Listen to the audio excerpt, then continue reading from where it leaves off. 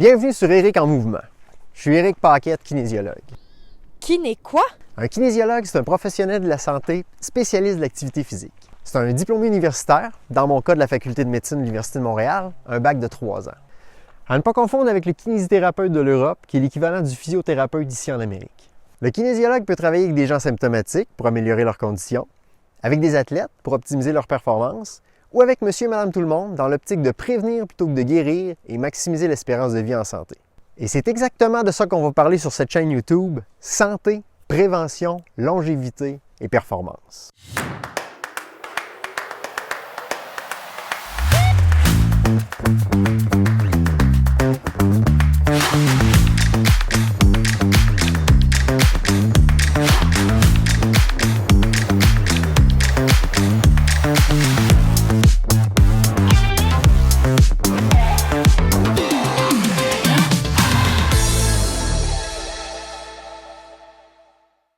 Que vous désiriez perdre du tour de taille, gagner du muscle, augmenter votre VO2 max, simplement vous sentir bien dans votre peau ou jouer encore longtemps avec vos petits-enfants ou même arrière-petits-enfants, je vais être là pour vous donner l'heure juste pour vous guider.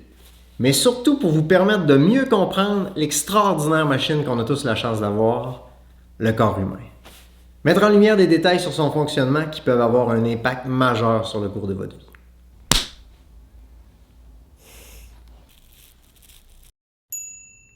Je fais un clin d'œil à Dexter, mon tueur en série fictif préféré, parce que ça introduit bien un sujet assez délicat que je vais aborder aujourd'hui.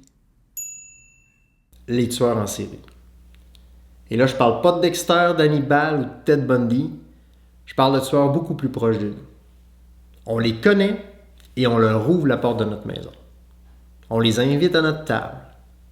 On leur cuisine leurs plats préférés, parce que c'est des plats qu'on aime nous autres aussi. On les laisse s'installer tranquillement dans notre salon pendant qu'on écoute la TV.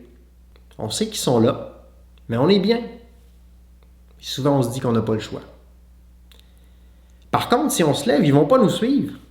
Si on va marcher, courir, qu'on va au gym, tiens, première nouvelle qu'on a, ils ne sont plus là. Ça les éloigne pour un temps. Même chose en cuisine. On peut décider de les laisser dehors. Ils ne vont pas casser de fenêtre. Ils vont continuer à nous sourire en espérant qu'on les laisse entrer un jour. Ces tueurs-là, on les connaît tous, mais encore pire, on connaît tous des victimes. Moi, j'ai ma mère, Brigitte Mercier, qui est décédée d'un cancer du pancréas à 65 ans. J'ai un grand-père que j'ai jamais connu, décédé d'un infarctus avant ma naissance. Je pourrais en nommer d'autres, mais je suis convaincu que vous pensez déjà à des proches qui vous manquent. Dans ces tueurs-là, je n'inclus pas les accidents, les maladies transmissibles ou les maladies génétiques sur lesquelles on a moins de contrôle. Je vous parle des maladies chroniques, principalement les maladies cardiovasculaires, le diabète de type 2, le cancer et les maladies neurodégénératives comme l'Alzheimer. Elles sont responsables de 74% des décès selon l'Organisation mondiale de la santé. C'est des maladies qui se développent lentement et qui sont en lien avec nos habitudes de vie, donc sur lesquelles on a un contrôle. J'invente rien. Le docteur Martin Junot, cardiologue et directeur de la prévention à l'Institut de cardiologie de Montréal, écrit que les maladies chroniques, et surtout les maladies cardiovasculaires, ne sont pas une fatalité. Et il est possible, en modifiant nos habitudes de vie, de vivre longtemps et en bonne santé. Richard Béliveau, directeur de la chaire en prévention et traitement du cancer à l'UQAM, écrit que les 2/3 des cancers peuvent être évités à l'aide de simples modifications à notre mode de vie. Le docteur Michael Nels, un médecin allemand, écrit que l'Alzheimer n'est ni une maladie due à l'âge, ni un inévitable coup du destin.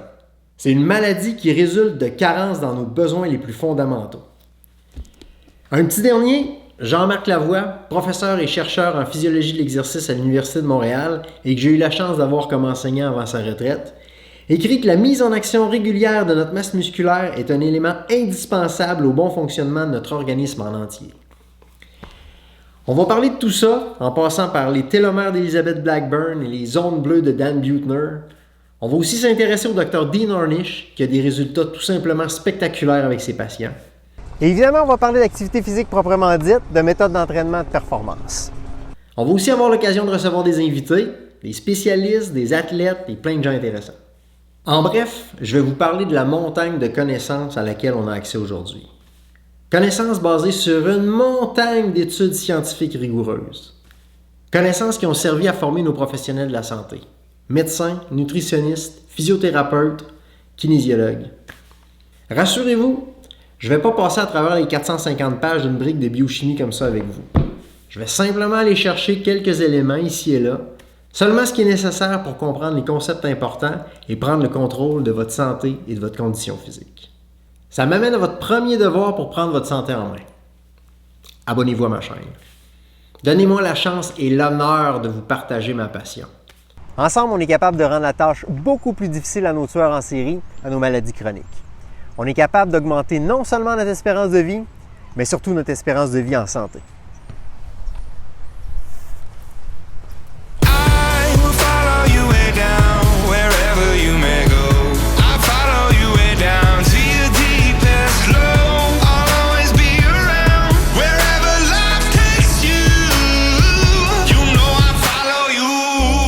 Bienvenue sur ma chaîne YouTube. Je suis Éric Paquette, kinésiologue. Kiné quoi? Un kinésiologue, c'est un professionnel de la santé spécialiste de l'activité physique.